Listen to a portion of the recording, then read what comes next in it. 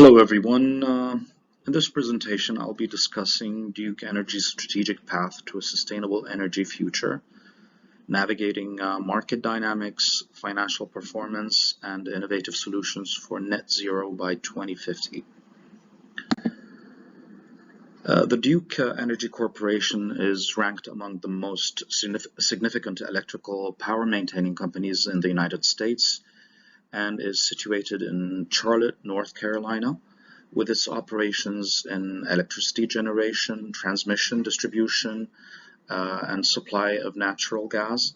The company is the provider to millions of customers in the Southeast and Midwest. The energy industry is already faced with a monumental shift, fueled by the impetus to reduce carbon loads, light-speed technological advances, and changing regulations.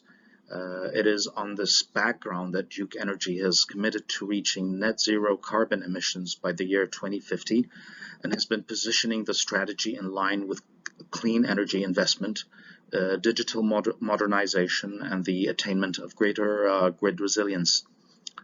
This planning document has incorporated the views of the market, industry, and financial analysis to formulate recommendations that can enhance the competitiveness of Duke Energy while supporting sustainability efforts. Market and industry analysis, high consumer and regulatory interest in renewable energy, combined with emerging technologies giving a greater control to the customer over how they use their energy, are reshaping the energy market.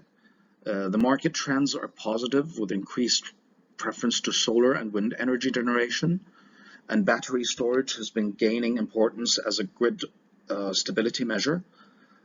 Customer segmentation illustrates the broad diversity of stakeholders of Duke.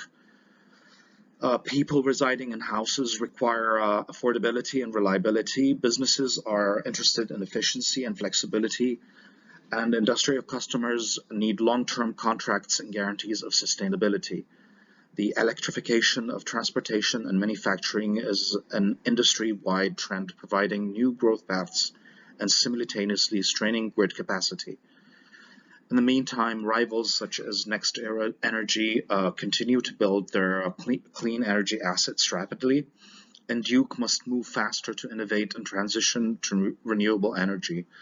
Overall, the examination suggests not only the opportunities, federal incentives to promote clean energy, but also threats, climate-related risks, and cyber vulnerabilities that should be considered when designing the strategic direction of Duke.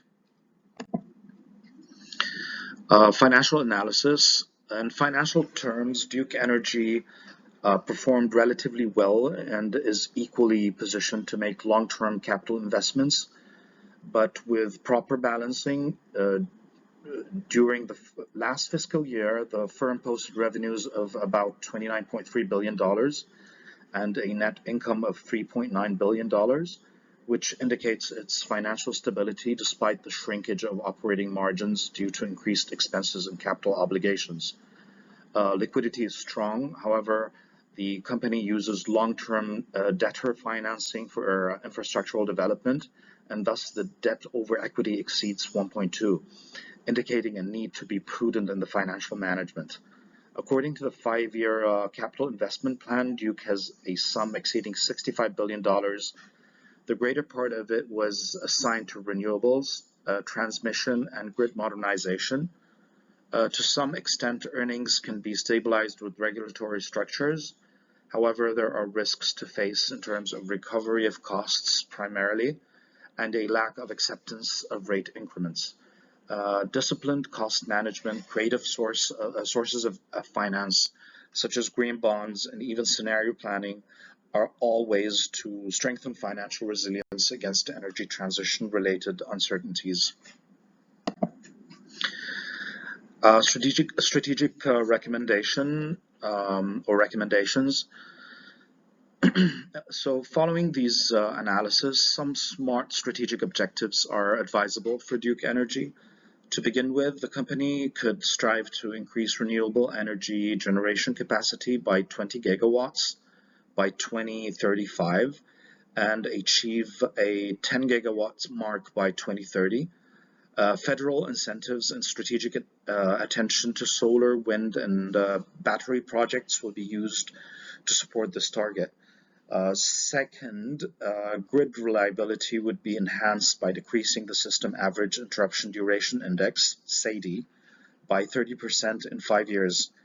By initiatives in grid automation, the application of artificial intelligence in identifying outages, and the smart grid deployment.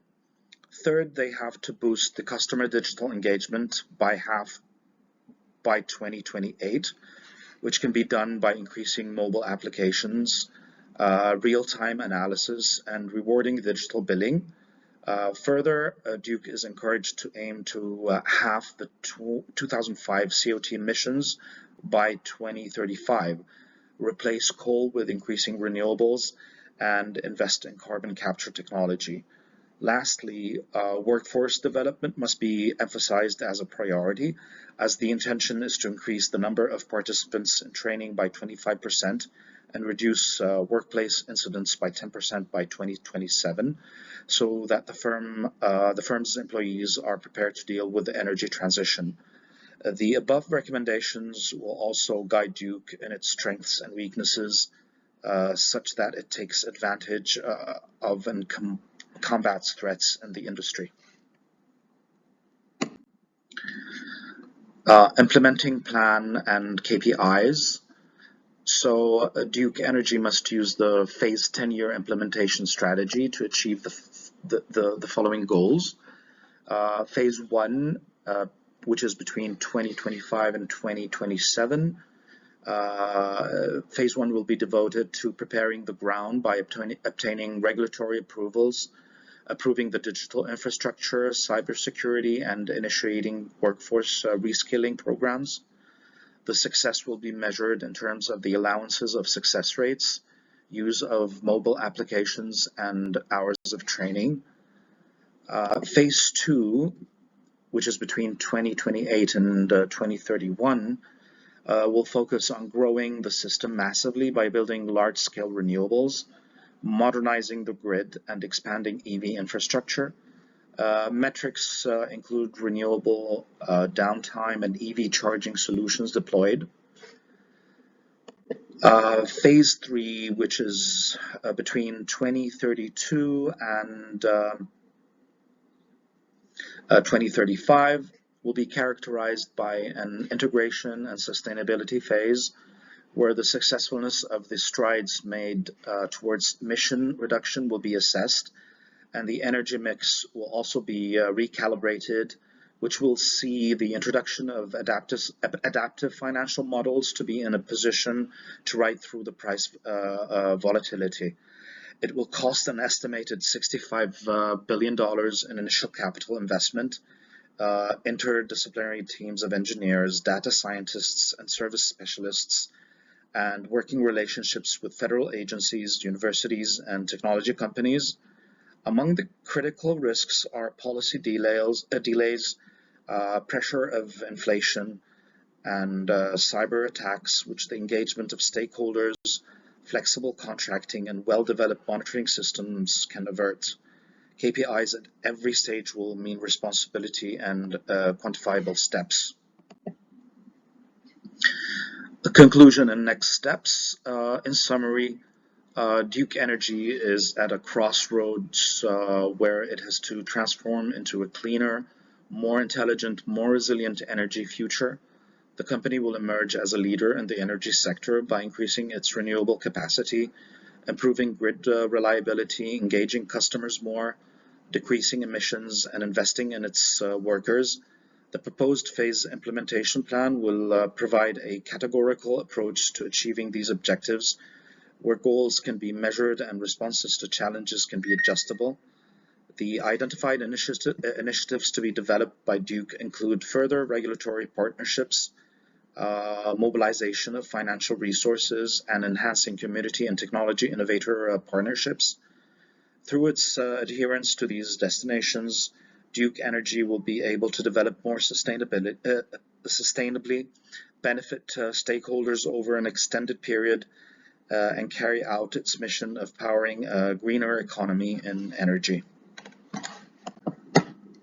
Thank you very much.